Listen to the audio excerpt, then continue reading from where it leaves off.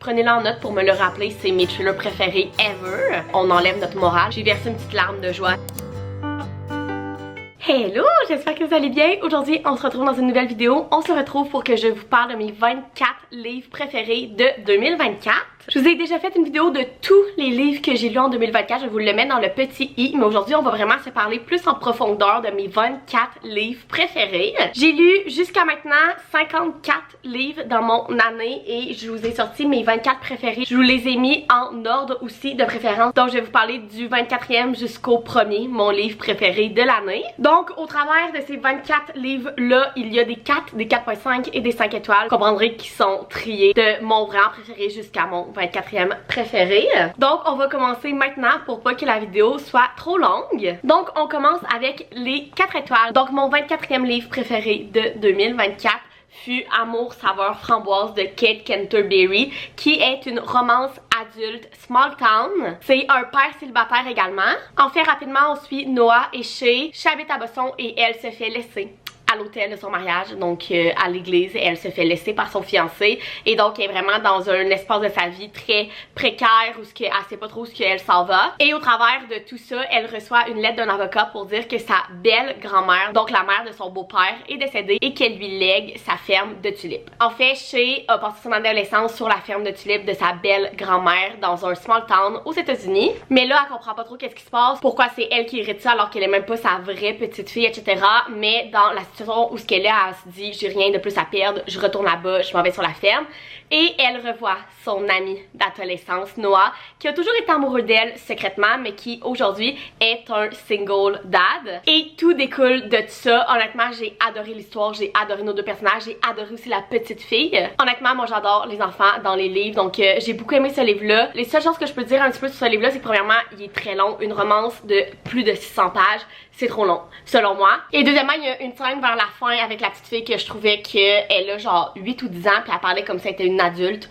Elle donnait genre des conseils de couple là, à nos personnages, puis comme ok, ça c'est vraiment pas réaliste. Donc j'ai donné un 4 étoiles et c'est mon 24e livre préféré de l'année. En 23e place, j'ai L'infini entre nous de N.S. Perkins. Ce livre-là, c'est un second chance. En fait, on suit Violette et Will. Leurs deux familles sont extrêmement amies et ils ont un chalet ensemble. Et pendant les 18 premières années de leur vie, ils ont été à ce chalet-là tous les étés avec les deux familles. Ils sont devenus amis et ils sont tombés amoureux. Et il y a quelque chose qui a brisé cette amitié-là familiale et ce couple-là. Et on les voit, je sais pas combien de temps plus tard. 5 ans plus tard, où les deux se retrouvent dans ce chalet-là et on essaie de comprendre ce qui s'est passé il y a 5 ans, etc. J'ai beaucoup aimé ce livre-là, honnêtement, il se lit super bien, il se lit super vite. Je trouve que c'est le livre d'été parfait, la couverture est magnifique. J'ai donné un 4 étoiles et c'est mon 23e livre préféré de l'année. En 22e place, nous avons l'encyclopédie féerique d'Emily Wilde de Heather Fawcett. C'est un cozy fantasy. Je suis tombée un petit peu en amour avec ce genre littéraire-là en 2023 quand j'ai lu La Société très secrète des sorcières extraordinaires, que j'avais adoré. Pour moi, ce livre-là est un genre de 4.5 étoiles, je l'avais vraiment aimé et donc je vous allais demander des conseils sur quel autre cozy fantasy que je devrais lire et celui-là est beaucoup ressorti, donc je l'ai lu cette année, je l'ai beaucoup aimé. On suit Emily qui est, là je vais vous le lire, là, une experte mondiale en dryadologie, qui est en fait dans ce livre-là l'étude des fées, donc il y a des fées un peu partout et là Emily elle est professeure à l'université et elle s'en va dans un tout petit village, je pense que c'est en Norvège si je ne me trompe pas, pour aller étudier les fées là-bas. C'est un cozy fantasy, donc il n'y a rien d'extraordinaire, il n'y a pas énormément d'action, mais c'est juste l'évolution des personnages, les relations qui se créent, les fan family et les petits effets magiques qu'il y a dans les fantaisies, donc dans celui-là, les fées. Il y a aussi une petite romance à côté. Bref, j'ai tout aimé de ce livre-là, j'ai donné un 4 étoiles. Le deuxième sort en français l'année prochaine, j'ai super hâte de le lire. Puis si vous avez d'autres recommandations pour moi de cozy fantasy, je suis très ouverte. Ensuite de ça, en 21e place, nous avons Check and Mate de Ali Ilzawood. Honnêtement, que serait mes livres préférés de l'année s'il n'y en avait pas un de Ali Ilzawood dedans? Cet auteur-là est une de mes auteurs de romances préférées et celui-là, c'est son nouveau young adulte. Je pense que c'est le premier de ce genre-là qu'elle écrit, si je ne me trompe pas. On suit Mallory et Nolan. Mallory a joué aux échecs toute sa vie jusqu'à temps qu'il y ait quelque chose qui arrive qui fait qu'elle a dû arrêter. Et elle fait la rencontre de Nolan, qui est le champion du monde en échecs. Et bref, il y a une romance qui commence au travers de tout ça. Romance young adulte autour des échecs, j'ai adoré. adoré. L'écriture d'Alice Wood fonctionne tout le temps pour moi et je crois que ce livre-là gagne mon coup de cœur de la couverture la plus belle de l'année. Donc voilà, c'est mon 21e livre préféré de 2024. Ensuite de ça, en 20e place, nous avons Un palais d'épines et de roses de Sarah J. Maas. Je pense que j'ai pas besoin de vous le présenter. C'est le premier dans la série ACOTAR. Je pense que c'est la série fantasy la plus populaire, là. Tout le monde en parle, tout le monde capote sur cette série-là. Je m'étais dit que j'allais la lire en 2024. Malheureusement, j'ai juste lu le premier et je l'ai beaucoup aimé. Il est en 20e place dans ma liste de mes livres préférés de 2024 et je n'ai pas continué le reste. Donc en 2025, prenez-le en note pour me le rappeler, mais je vais lire le reste de la série parce que j'ai vraiment beaucoup aimé celle-ci. Je trouve tellement que c'est le genre de livre que je vous conseille de rentrer dedans sans en savoir trop. Donc tout ce que je vous dis sur ce livre-là, c'est que c'est une fantaisie adulte avec énormément d'action, de la romance. Bref, vous vous ennuierez pas avec celle-là. Je l'ai adorée, j'ai donné 4 étoiles et c'est mon 20e livre préféré de cette année. Donc c'était mes livres préférés avec des 4 étoiles parce que là, à partir de la 19e place, on rentre dans mes 4.5 étoiles. Donc mon 19e livre préféré de 2024 fut Un hiver pour te résister de Morgane Moncomble. Dans ce livre-là, on suit Orion et Lily. Ça se passe à Montréal, donc c'est vraiment cool que ça se passe au Canada. Et en fait, les deux font du patinage artistique de compétition professionnelle. En fait, Orion a toujours été comme l'idole à Lily et en fait, Lily perd son partenaire de patinage artistique. Donc, sa coach lui annonce qu'elle va patiner avec Orion et elle, quand elle le rencontre, elle est comme un peu une fan de lui, etc. Mais elle se rend compte qu'il est pas comme elle croyait. Un peu bête, ou il veut pas être là, etc. Donc, il y a comme un peu un enemies to lovers qui commence. J'ai beaucoup aimé l'univers du patinage artistique, des compétitions, avec l'ambiance aussi entre nos deux personnages qui ont les deux vécu quand même des traumas, etc. Donc, les voir naviguer au travers de tout ça. Par contre, Orion, le gars dans le livre, j'ai eu un petit peu de difficulté avec lui, donc c'est pour ça que c'est pas un 5 étoiles pour moi, c'est un 4.5, mais je l'ai beaucoup aimé, puis il est en 19e place de mes 24 livres préférés de 2024. Ensuite, en 18e place, nous avons Twisted Games de Anna Wong, qui est le deuxième dans la série des Twisted. J'avais lu le premier Twisted Love l'an passé en 2023 et là j'ai lu tout le reste de la série cette année. C'est une série de 4 romans interconnectés, donc c'est 4 meilleurs amis puis c'est chacun leur histoire d'amour. Celui-là, c'est le livre sur Bridget. Et en fait, Bridget est une princesse d'un petit pays en Europe et en fait, elle habite aux États-Unis avec ses amis, etc. Et elle a un nouveau garde du corps qui s'appelle Rhys et il y a toute une histoire qui commence au travers de ça. Donc c'est un bodyguard romance, c'est une princesse aussi, etc. Beaucoup aimé ce livre-là. J'ai donné un 4.5 étoiles puis c'est mon 18e livre préféré de cette année. Ensuite, en 17e place, vous serez pas surpris de voir un livre de cette série-là dans mes tops de l'année. C'est The Inheritance Games 4 de Jennifer Lynn Barnes. La trilogie initiale de cette série-là, Inheritance Games, a été et encore aujourd'hui parmi mes livres préférés, ma série préférée de Mystery Young Adult. Et ça, je pense, ça a tellement été populaire que Jennifer Lynn Barnes a décidé de faire d'autres livres un petit peu plus tard après la trilogie, dont celui-là que j'ai beaucoup aimé. Donc dans le fond, on revoit nos personnages de la trilogie, mais quelques années plus tard. Et dans celui-là, on suit deux des petits-fils, donc Grayson et Jameson, au travers de, encore une fois, des chasses au trésor, des mystères, des devinettes, etc. J'ai beaucoup aimé, j'ai donné un 4.5 étoiles et j'ai le 5e dans cette série-là dans ma TBR, donc je veux vraiment le lire l'année prochaine. Ensuite de ça, en 16e place, nous avons La Psy de Frida McFadden. Encore une fois, je pense pas que vous êtes surprise de voir un livre de cet auteur-là dans mes tops. C'est mon auteur préféré de thriller jusqu'à maintenant. La trilogie de La Femme de ménage, j'ai lu les deux premiers, c'est mes thrillers préférés ever. Mais celui-là est venu se faire une petite place aussi dans mes tops. Je l'ai adoré. Premièrement, l'écriture de Frida McFadden, ça se lit facilement, ça se tourne tout seul, tu ne vois jamais les twists arriver. Moi, surtout dans ce livre-là, j'étais certaine d'avoir trouvé la twist et finalement, ça prend un 360 puis tu te fais surprendre. Donc en fait, dans ce livre-là, on suit Tricia et Ethan qui sont un jeune couple marié et qui se cherchent une nouvelle maison. Et ils s'en vont donc visiter un manoir un peu éloigné, mais quand ils s'en vont là-bas, il y a comme une tempête de neige qui arrive, etc. Donc ils restent pognés à la maison. La courtière mobilière n'arrive jamais, donc ils disent on n'a pas le choix, il faut qu'on dorme là. Mais en fait, une fois qu'ils rentrent dans la maison, ils se rendent compte que la maison est l'ancienne maison du docteur L, qui est une psychologue qui a disparu il y a quelques années et tout son bureau est intact, etc. Donc évidemment qu'il y a un mystère qui commence au travers de tout ça dans cette maison-là. Bref, beaucoup aimé, je donne un 4.5 étoiles et il l'a monté dans mes tops de mes thrillers et gagne, c'est le seul thriller que j'ai à vous montrer cette année dans mes top 24. Premièrement, j'en ai lu moins que les dernières années. Et je pense que j'ai eu moins de coups de cœur au niveau des thrillers cette année. C'est vraiment le seul que j'avais parlé. J'avais celui-là qui est comme mystery young adulte, puis j'ai celui-là qui est thriller, et c'est les seuls que j'ai dans mes tops. Donc en 2025, j'aimerais vraiment me remettre à lire un petit peu plus de thriller. Ensuite de ça, en 15e place, nous avons Butcher et Blackbird de Brynne Weaver. Ce livre-là, j'ai toujours de la difficulté à vous l'expliquer parce que c'est un mix entre une comédie et une dark romance. Je vous explique, on suit deux tueurs en série qui se rencontrent et il y a une romance qui commence entre les deux. Mais dans le fond, ce sont des tueurs en série qui tuent d'autres tueurs en série, donc c'est des bons tueurs en série, là, on enlève notre morale là, quand on lit des dark romance, mais vous comprenez ce que je veux dire. Et j'ai adoré ce livre-là, j'ai tellement ri. Regardez les trigger warnings, il y a des scènes assez descriptives de certains actes que nos deux personnages principaux font, mais j'ai vraiment aimé, j'ai tellement ri. Bref, j'ai donné un 4.5 étoiles, j'ai vraiment hâte de continuer, ça va être une trilogie. Le deuxième vient de sortir en français si je me trompe pas, donc voilà, 4.5 étoiles. Ensuite de ça, en 14e place, nous avons Flawless de Elsie Silver, qui est le premier livre dans la Chestnut Spring Series. C'est une série de cowboy romance avec, à ce qui paraît, une énorme fan family, et personnellement c'est une de mes tropes préférées, j'aime tellement les fan family. Dans celui-là, on suit Rhett et Summer. Donc Rhett est un gars qui fait des rodéos dans le fond, et il est très populaire, c'est un des meilleurs au monde, etc. Mais un jour, il fait une niaiserie qui sort dans les médias, et là son agent lui dit: écoute, je t'envoie quelqu'un pour te surveiller jusqu'à la fin de la saison pour pas que tu fasses d'autres niaiseries de ce genre-là. Et il envoie sa fille, Summer. Donc Summer doit aller vivre sur le ranch avec Rhett et sa famille et le surveiller, donc le suivre dans toutes ses compétitions, ses événements, dans les médias, etc. Et évidemment, il y a une romance qui commence entre les deux. J'ai beaucoup aimé ce livre-là. J'ai vraiment vu pourquoi autant de gens l'aiment. Par contre, je crois que ce qui m'a un peu gossé, puis ce qui m'a enlevé mon 5 étoiles de ce livre-là, c'est la traduction en français. Je vous en ai déjà parlé, mais la traduction n'est pas très bonne, ce qui fait que j'ai l'impression que je me suis pas autant attachée à l'histoire puis au personnage que j'aurais pu si la traduction avait été meilleure ou si je l'avais lu en anglais, parce que ici il y a eu quelques petits problèmes.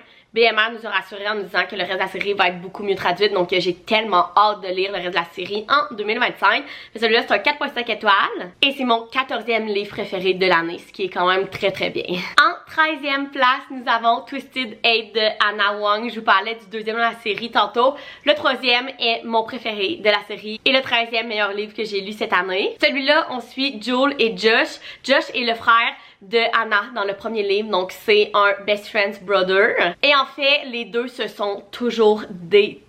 Fait que c'est un enemies to lovers, ils ont pas le choix de travailler ensemble et il y a évidemment une romance qui commence. Mais ce que j'ai vraiment aimé de ce livre-là, c'est que vu que c'est un enemies to lovers, il y a vraiment comme la tension, puis même quand la romance avance, il y a toujours cette petite tension-là de je t'aime, je te déteste, que j'ai vraiment aimé. Il est très gros. On dirait que plus la série avance dans cette série-là, plus les livres sont gros.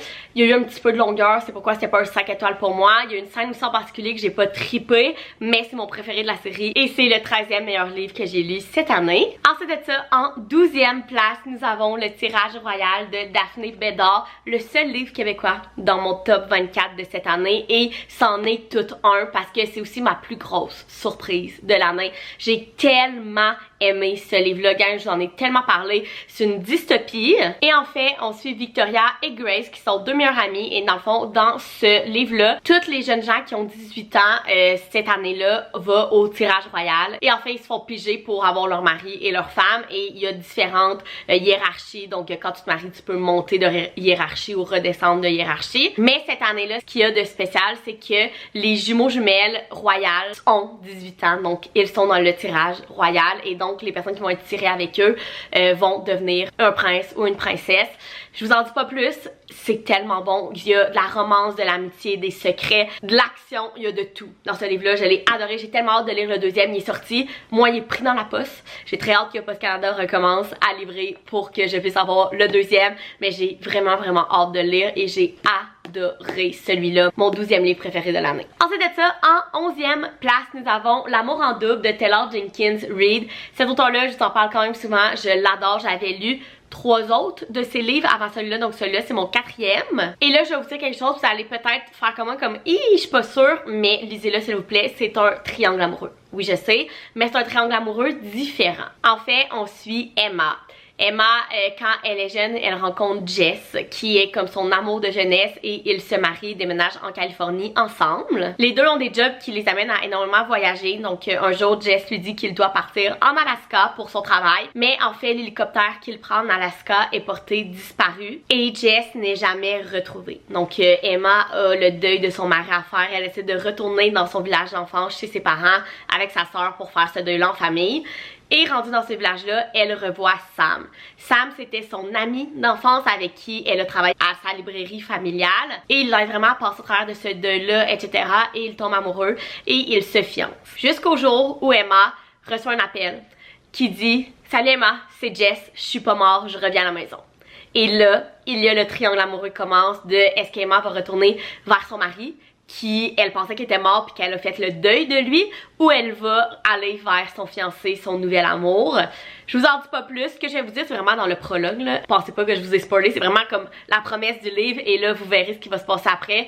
J'ai tout aimé de ce livre là, j'ai tellement pleuré. Gang, quand tu lis le livre, on dirait que c'est un choix impossible à faire et se lire là. Mais bref, encore une fois, Taylor Jenkins Reid ne m'a pas déçue et c'est mon 11e livre préféré de l'année. On rentre maintenant dans le top 10 de mes livres 2024 et en 10e place, nous avons une fantaisie et c'est Fourth Wing de Rebecca Yarros.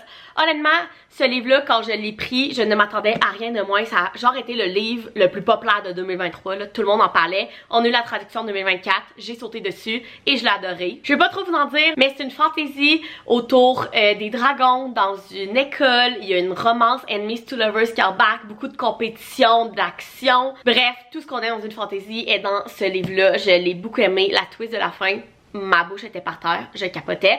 J'ai hyper hâte de lire le deuxième, je l'ai mis dans ma liste de cadeaux de Noël. Mais celui-là est mon 10e livre préféré de l'année. J'ai pas été déçue, j'avais de grandes attentes, mais il ne m'a pas laissé tomber. Et maintenant, on rentre dans le top 9 et dans mes 5 étoiles. Donc j'ai eu 9 5 étoiles cette année. Et c'est ceux-là, je vous les ai classés de mon moins préféré de mes 5 étoiles jusqu'à mon préféré. Donc en 9e place, nous avons The Fine Print de Lauren Asher qui est le premier dans la Dreamland Billionaire Series. Dans le fond, cette série-là est une série autour d'un parc d'attractions de 3 frères qui héritent de ce parc d'attractions-là de leur grand-père. Ce sont tous des millionnaires et donc dans celui-là, on suit Zara et Rohan. En fait, les 3 gars, pour avoir leur héritage, ils doivent faire quelque chose et Rohan, sa mission est de remettre un peu à l'ère moderne le parc d'attractions et ils s'en vont donc dans le parc d'attractions et ils rencontrent Zara. Et en fait, Rohan engage Zara pour être une créatrice et repenser le parc d'attractions. Il y a une romance évidemment qui commence entre les deux, fait que c'est un peu comme boss employé, c'est un Grumpy Sunshine. Bref, j'ai tout aimé de ce livre-là, j'ai donné un 5 étoiles. Maintenant, en 8e place, nous avons Wildfire de Anna Grace. C'est le deuxième dans la Maple Hill Series. En fait, dans cette série-là, on suit une gang de gars qui jouent dans une équipe de hockey à l'université. Et celui-là est sur Ross et Aurora. Donc, Aurora est la meilleure amie de notre personnage principal dans le premier livre, que je vous parlerai tantôt, petit spoiler. Et Ross est le gardien de but de l'équipe de hockey. Mais en fait, ce livre-là se passe dans un camp d'été pour enfants. Mais en fait, ce livre-là se passe dans un camp d'été pour enfants. Donc, Ross et Aurora ont un one night dans un party d'université. Ils ne se revoient plus jusqu'au jour où ils se revoient au camp d'été parce qu'ils vont travailler ensemble tout l'été avec les enfants. J'ai adoré ce livre-là, j'ai tout aimé. Ross est un Golden Retriever. Si vous aimez ce genre de gars-là, ce genre de personnage-là, c'est lui genre fois 1000. Aurora, c'est une femme forte qui sait ce qu'elle veut, qui sait se défendre. Elle a un bon caractère. Et vous avez toute l'ambiance d'été dans un camp d'été. Ils font de la peinture, ils vont dans le lac, etc. C'est tellement bon, leur romance qui commence ensemble. Aussi la Fun Family, parce qu'on revoit toutes leurs amis, l'équipe de hockey, etc. au travers du livre. Bref, j'ai tout aimé de ce livre-là. C'est un 5 étoiles. Et c'est mon 8e livre préféré de l'année. En 7e place, nous avons Terms and Conditions qui est le deuxième dans la série des Dreamland Billionaires de Lauren Asher. Dans celui-là, on suit le frère Declan et en fait, lui, sa mission pour avoir son héritage, c'est de se marier. Il demande donc à son assistante Iris de lui planifier des dates, de lui trouver des filles pour au pire faire un fake mariage, mais comme il faut qu'il se marie. Mais en fait, à chaque fois qu'Iris lui trouve une date, Declan lui fait peur. Et ça finit que c'est toujours un échec, la fille ne veut pas se marier avec lui. Donc à un moment donné, Iris, dans un élan un peu d'être tannée puis un peu de colère, fait garde, moi je vais le faire, je vais me marier avec toi. Et donc c'est un fake mariage, c'est un assistant assistante boss. J'ai tout aimé de ce livre-là. J'ai tellement aimé l'évolution du personnage de Declan. Declan, c'est vraiment l'homme d'affaires, vraiment grumpy, qui pense juste à sa business, qui pense pas aux autres, puis là on le voit évoluer puis d'avoir un petit soft spot petit à petit pour Iris. De l'autre côté, Iris c'est une assistante qui a un peu toujours tout fait pour ses boss, pour même sa famille, ses amis, puis elle a jamais vraiment pensé à elle, puis elle apprend au fur et à mesure dans ce livre-là à parler pour elle-même, puis à se défendre, puis à penser à elle. Bref, j'ai beaucoup aimé l'évolution des personnages, l'évolution de leurs relations. J'ai donné un 5 étoiles, puis c'est mon préféré de la série jusqu'à maintenant. Maintenant, en 6e place, nous avons Archer's Voice de Mia Sheridan. Ce livre-là, ça fait au moins 3 ans que je veux le lire et que je ne le trouvais pas en français au Québec. Et là, Hugo New Romance l'ont ressorti en poche, donc j'ai sauté dessus. Dans ce livre-là, on suit Bree et Archer. En fait, Bree vit des choses extrêmement traumatisantes dans sa ville, donc elle décide de partir et elle se ramasse dans un small town du Maine. Et par hasard, sur le parking de l'épicerie, elle rencontre Archer, mais Archer lui parle pas, bref, c'est un peu bizarre, puis comme qu'est-ce qui se passe avec cet homme-là? Donc elle essaie de parler à des gens dans le village et elle se rend compte qu'Archer vit vraiment comme séparé du village, il parle à personne, etc. Donc elle est vraiment curieuse puis attirée par cet homme-là, elle essaie de comprendre qu'est-ce qui se passe et donc il y a une romance évidemment qui commence entre les deux, mais c'est une romance tellement différente. On parle d'handicap, on parle de première fois, on parle de passé traumatisant, d'expériences traumatisantes. Honnêtement, ce livre-là m'a fait passer par toutes les gammes d'émotions. Je l'ai adoré. C'est un énorme 5 étoiles. L'épilogue gagne. J'ai versé une petite larme de joie tellement elle est belle. Bref, j'ai tout aimé de ce livre-là. Si vous voulez une romance mais différente de ce que vous lisez habituellement, c'est le livre pour vous. J'ai donné un 5 étoiles et c'est mon 6e livre préféré de l'année. Maintenant, en 5e place, et je crois le livre qui m'a le plus fait pleurer en 2024, c'est Reminders of Him de Colleen Hoover. Honnêtement, ça faisait quand même longtemps que je n'avais pas un Colleen Hoover dans mes tops de l'année. J'en ai lu beaucoup quand j'ai commencé la lecture, genre en 2021. Puis ensuite de ça, je sais pas si ça en a sorti moins ou bref, j'en ai moins lu. Mais là, quand celui-là a été traduit en début d'année, j'ai sauté dessus et ça fait un énorme 5 étoiles pour moi. Enfin, on suit Kenna, qui est une mère monoparentale, mais en fait, elle a fait des erreurs dans le passé qui fait qu'elle est en prison. Et donc, sa petite fille est chez les parents de son père. Et donc, dès qu'elle sort de prison, elle s'en va retrouver sa fille, mais rendue dans le village, elle se rend compte que il n'y a pas grand monde qui veulent qu'elle soit là, puis il n'y a pas grand monde qui veulent qu'elle revoie sa fille. Et donc, c'est une histoire de deuil, de pardon de soi, de romance aussi. Oui, il y a une très belle romance, mais je trouve que la romance est vraiment à côté, puis que l'histoire est vraiment principalement sur Kenna, puis sur son pardon de soi-même, sur son deuil, sur le désir de revoir sa fille, etc. T'apprends aussi pourquoi elle est en prison, qu'est-ce qui s'est passé, etc. Bref, c'est un livre juste incroyable. J'ai tellement pleuré. Je pense déjà à le relire tellement qu'il était bon, mais en même temps, il y a je sais pas combien de fois qu'il a fallu que j'arrête de le lire parce que je pleurais trop. Fait que c'est pour dire à quel point je l'ai aimé. C'est un énorme 5 étoiles pour moi. Puis c'est un de mes préférés de Colleen Hoover. Maintenant, en 4e place, nous avons Un printemps pour te succomber de Morgane Moncombe, qui est le 3e à la série des saisons. Tantôt, je vous ai parlé du 2e, Un hiver. Là, c'est mon coup de cœur de la série, c'est Un printemps. Ce livre-là a tellement été un gros 5 étoiles pour moi. Dans ce livre-là, on suit Nolia et Cam. Donc, Nolia est une mère monoparentale qui se débrouille un petit peu toute seule. Ça se passe à Amsterdam. Et de l'autre côté, on a Cam qui est un millionnaire. Et en fait, c'est un fake fiançailles, c'est un millionnaire, c'est une mère célibataire. Bref, j'ai tout aimé dans ce livre-là. Je trouve tellement qu'on aborde des sujets importants. Regardez les trigger warnings, mais je trouve tellement qu'ils sont bien abordés d'une façon tellement réelle, mais en même temps respectueusement. La petite fille dans ce livre-là est adorable. Leur relation est tellement belle. J'ai tout aimé de ce livre-là. C'est mon 4e livre préféré de l'année. Mon préféré dans la série des saisons de Morgane Moncombe, qui est une de mes auteurs préférées. Et j'ai tout aimé de ce livre-là. Ensuite de ça, en 3e place, nous avons Icebreaker de Anna Grace. Ce livre-là fut mon premier coup de cœur de l'année, puis il est dans mon top 3. C'est pour dire à quel point que je l'ai aimé. C'est le premier dans la série Maple Hill. Tantôt, je vous parlais de Wildfire. Celui-là a été mon coup de cœur jusqu'à maintenant de la série. On suit Anastasia et Nathan. Donc Nathan, je pense que c'est le capitaine de l'équipe de hockey. Et Anastasia est une patineuse artistique. Et ils ont chacun leur patinoire à l'université, mais la patinoire des joueurs de hockey est brisée. Donc ils doivent partager pendant quelques mois une patinoire. Et évidemment que ça fait pas l'affaire de personne. Mais bref, ils se rencontrent au travail de tout ça. Il y a une romance qui commence. J'ai tout aimé de ce livre-là. Puis mon gros coup de cœur dans cette série-là, c'est la communication entre les personnages. Si vous aimez pas la trope de miscommunication, vous ne la retrouverez jamais dans ces livres-là. Autant pour lui que pour l'autre, Wildfire, la communication entre nos personnages est tellement incroyable, ça me surprenait à chaque fois, mais j'aime tellement ça. L'évolution des personnages, leur passé, leur trauma, tout est incroyable. Dans ce livre-là, c'est spicy. Ce sont des sleeves spicy, donc je vous avertis. En particulier, il y a une scène dans un Uber, je sais qu'on en parle beaucoup sur les médias sociaux, très spicy. Mais j'ai beaucoup aimé ce livre-là, c'est mon 3e préféré de l'année, il est juste incroyable. Ensuite de ça, mon top 2, donc mon 2e livre préféré de l'année, gagne.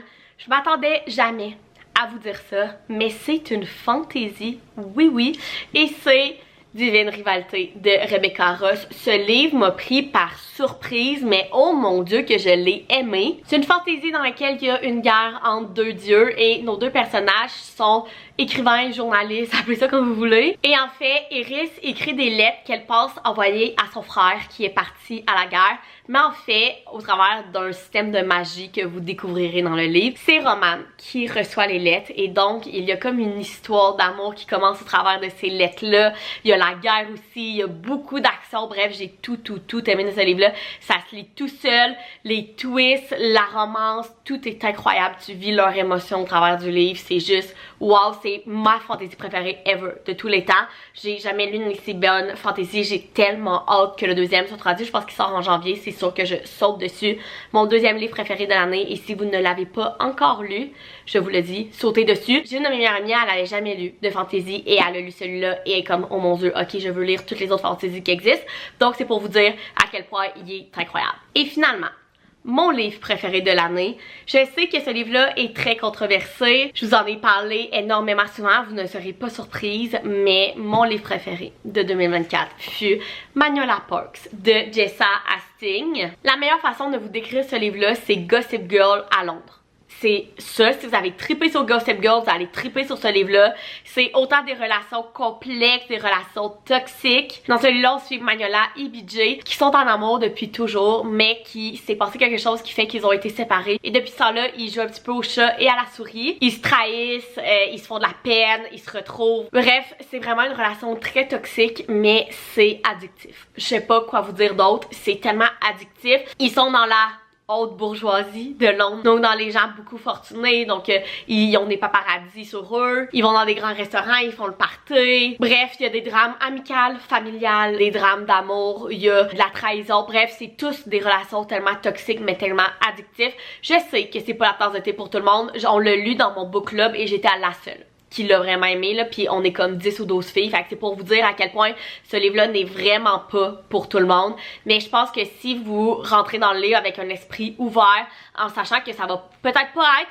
l'œuvre littéraire de l'année, mais ça va juste être du bon temps, du drama, des relations toxiques, mais tellement addictifs, je suis pas mal sûre que vous allez l'aimer. Moi j'ai adoré ce livre-là, mon livre préféré de l'année. Il a l'air long, mais ça se lit tout seul, et la twist à la fin, ma bouche a tombé par terre, je capotais, j'ai tellement hâte de lire le 3e. Dans le fond, dans cette série-là, on a l'histoire de deux couples, donc de Magnolia et BJ, de Daisy et Christian. Donc le premier c'est sur Magnolia et BJ, 2e Daisy et Christian, 3e, 4e, 5e, vous comprenez. Donc voilà, c'est tout ce que j'avais à vous dire, j'ai juste adoré ce livre-là, mon livre préféré de l'année. Je sais qu'il est controversé, je sais que c'est pas la tasse de thé de tout le monde, mais personnellement, ma série préférée ever est Gossip Girl, donc c'est sûr que j'allais adorer ce livre-là. Donc voilà, c'était mes 24 livres préférés de 2024, ça m'a tellement rendue heureuse de vous faire cette vidéo-là puis de faire un recap de tous les livres que j'ai adorés cette année. Qu'est-ce qu'il y a de plus le fun que de parler de livres que j'adore? Absolument rien. Donc j'espère que vous avez aimé cette vidéo. Dites-moi en commentaire quels ont été vos livres préférés, que ça soit votre top 2, votre top 3, votre top 5, dites-moi tout ça en commentaire. Ça va peut-être me donner des idées à mettre dans ma TBR pour 2025. Sinon, si vous avez aimé la vidéo, vous pouvez mettre un thumbs up, vous abonner à ma chaîne, puis nous, on se retrouve dans une prochaine vidéo. Bye!